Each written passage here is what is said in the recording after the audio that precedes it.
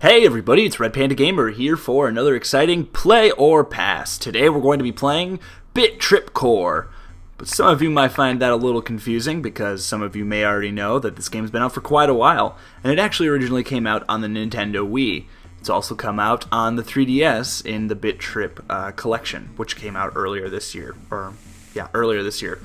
So the game itself just came out finally on PC and Mac. It took quite a while for it to come out on console, but much like Bit.Trip Runner, the most notable game of the Bit.Trip series, it has now been released. And actually, it's probably my second favorite to Bit.Trip Runner.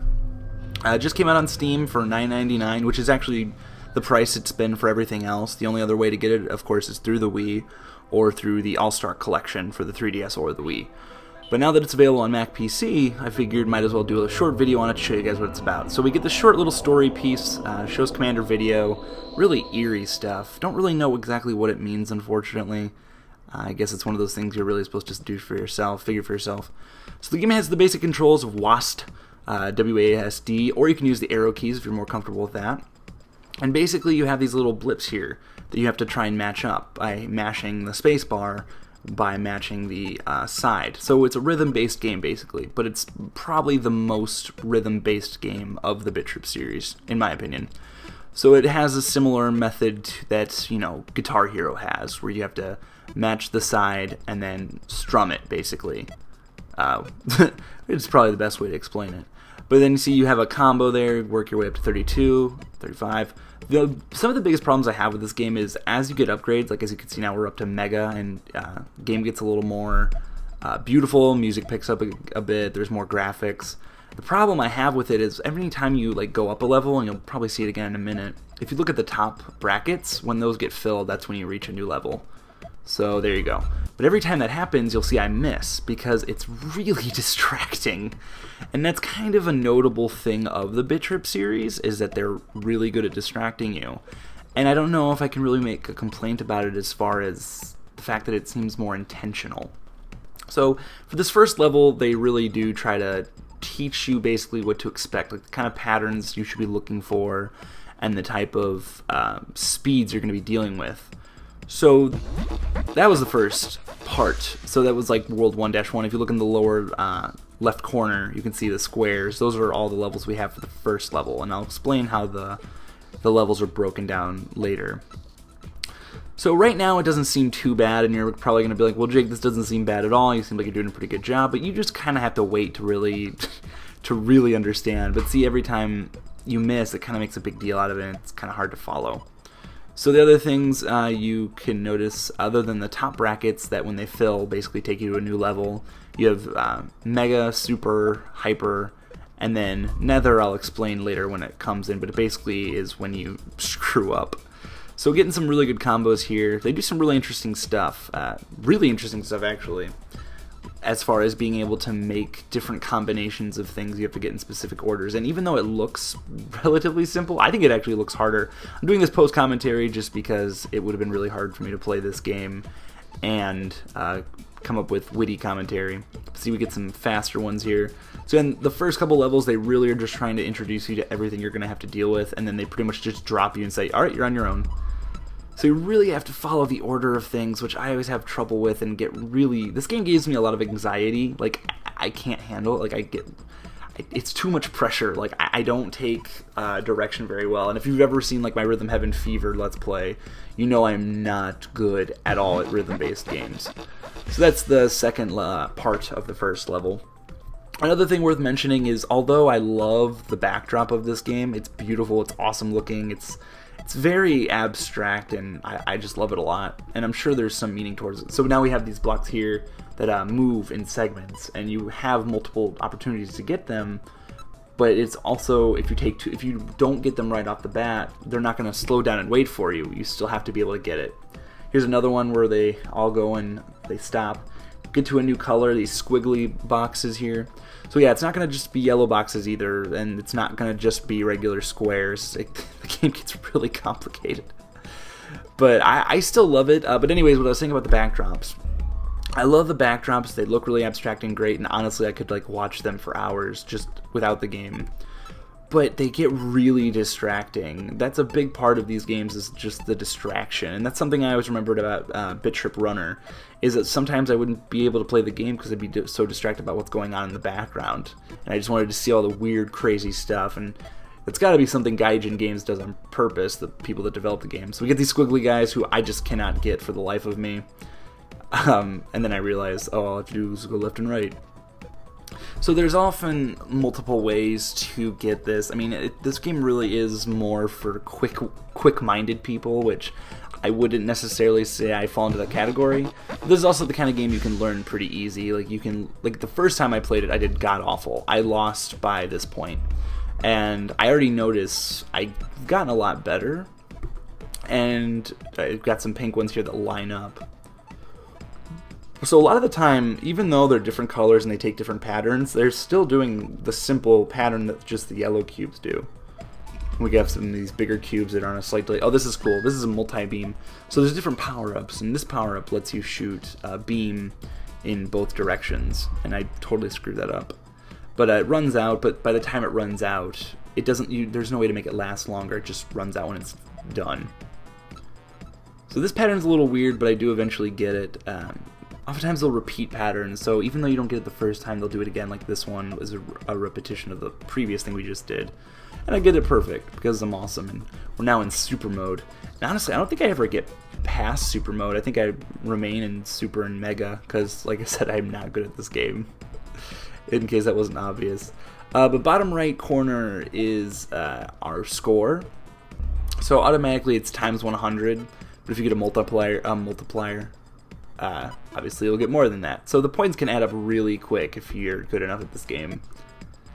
So definitely a high score based game, and I've said this a few times. Oh, I'm just gonna be quiet for a second. Okay, so I know I'm talking over this rhythm based game and musical based game, but there are some times where it's a little difficult to actually hear the patterns that you're supposed to be matching up. Oh, here's the negative, or the nether mode. That was kind of short lived. But basically it's like you did so bad that they have to go to a straight black and white version of it, like ping pong style, or a Pong style, so that you can catch up. And if I get to that state again, which I know I do at some point. Oh, challenge mode. Okay, this is horrible. Basically with challenge mode, it I really couldn't even figure it out, but it kind of inverts your shooter, and you just have to do your best. I only got 3 out of 20, which gives you a pretty high score, but I did terrible.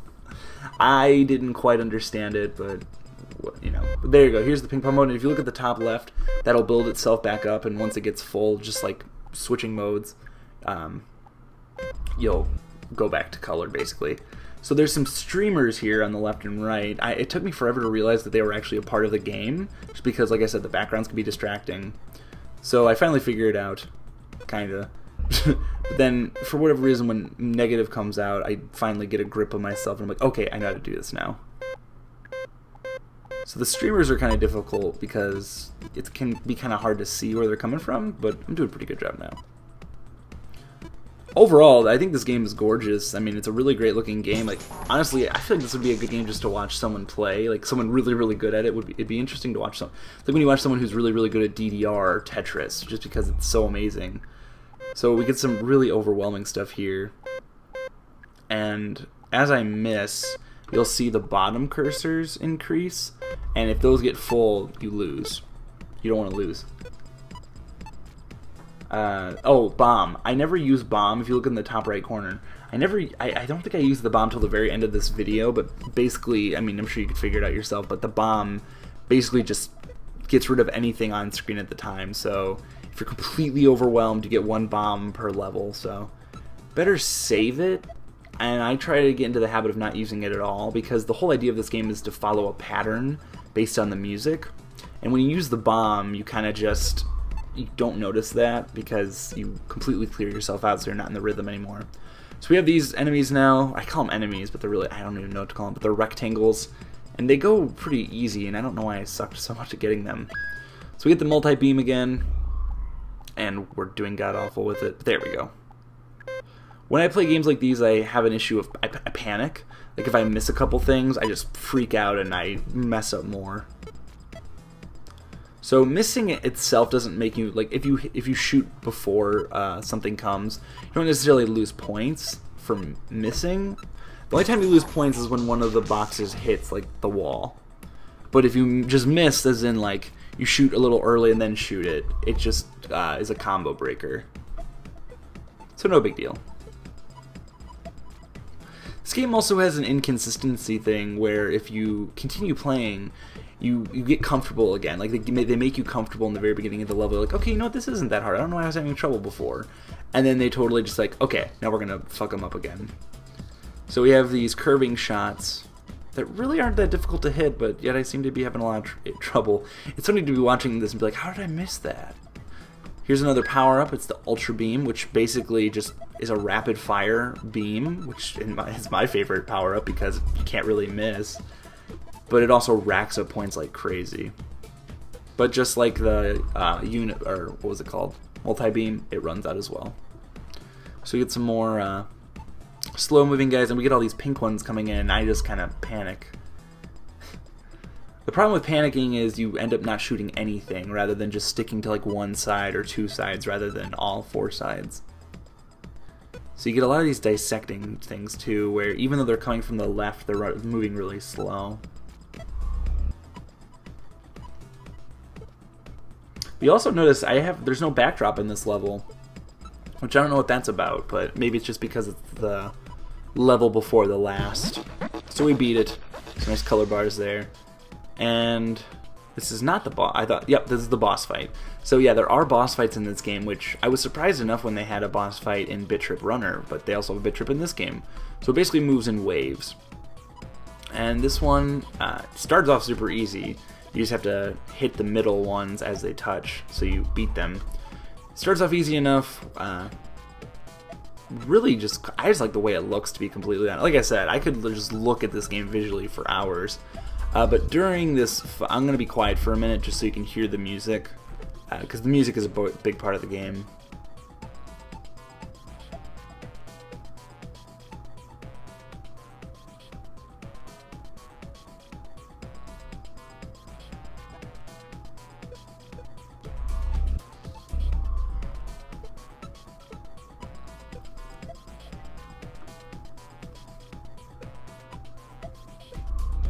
Now, I know the music might sound a bit repetitive, but that's more or less just because I'm not very good at it. If you get up to hyper, the music starts to pick up and it changes.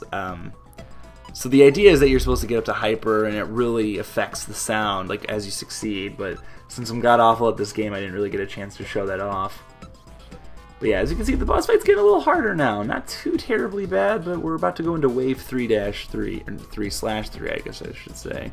And this is where it gets difficult, because when you miss one, like when you miss one set of them, you're actually missing two. So yeah, I just do awful here. So we get to the nether mode, and look below, you can see the bar is increasing, and then that's it. I lost. So we get a nice game over screen. Fortunately, you don't get to start back up from where you left off. You gotta start over. Every level is 15 minutes long, and I don't mean that as like, I'll explain in a minute, but every level, quote unquote, is 15 minutes. But I'll show in a minute. See, so discover, exploration, and control. Each of those are like chapters from the game. So discover, exploration, and control are 15 minutes long each. So you have to obviously beat them to unlock them. And I go to check leaderboards, but I'm the only one within my friends who has this game.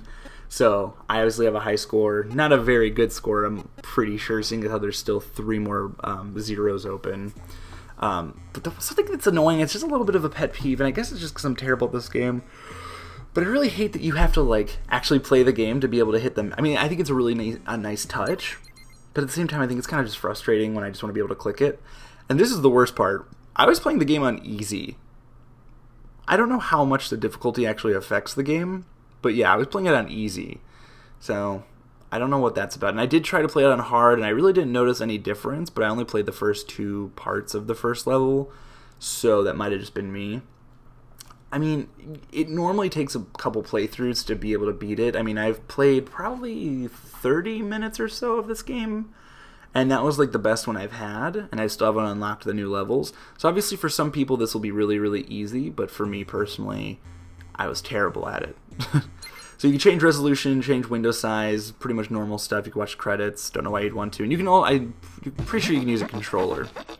So this was basically just me going in to see if hard mode was any harder, and I also wanted to see if I could skip those cutscenes, which you can. But yeah, I'm gonna end the video here. I'm gonna give it a play, just because I like this game, but at the same, I'd say be cautious with it. Maybe watch more gameplay footage, or just, if you like rhythm games, I definitely recommend this game. And if you like the Bit.Trip series in general, I recommend this game. But if you get frustrated easily, you don't like music that much, and this just doesn't seem like enough gameplay for you, then don't bother. But it's $9.99 on Steam, both available for Mac, PC. You can still get it for the Wii. I'm pretty sure there's a 3DS version that has all of the Bit.Trip games that you can get used for like $14.99 or something crazy like that.